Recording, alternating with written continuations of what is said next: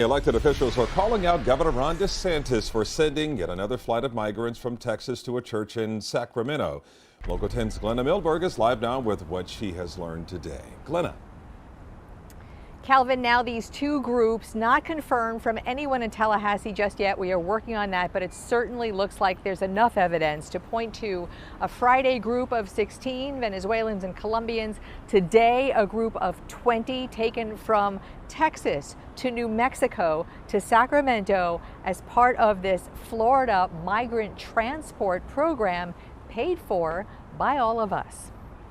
Here's where 16 Venezuelan and Colombian migrants were dropped at Sacramento's diocese Friday. There's documents that were given to the migrants to sign with the name of the state of Florida on it.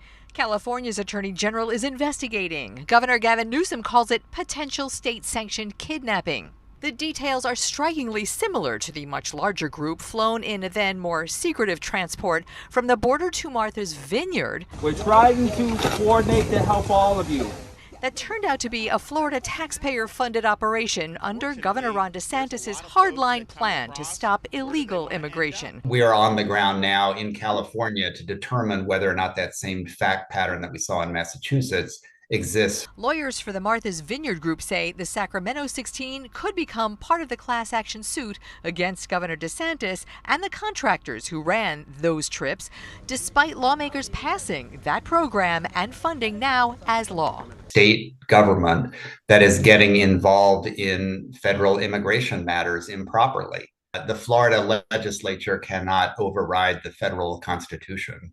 The Martha's Vineyard flight contractor, Vertol Systems, was paid $1.5 million last year for more flights than they ran. Might that money have been used for the Sacramento transport? For now, they're scrambling to help them. Community folks who work with the immigrant community. So important to note, the Florida Transport Program, even the name of it, is meant to target illegal immigration.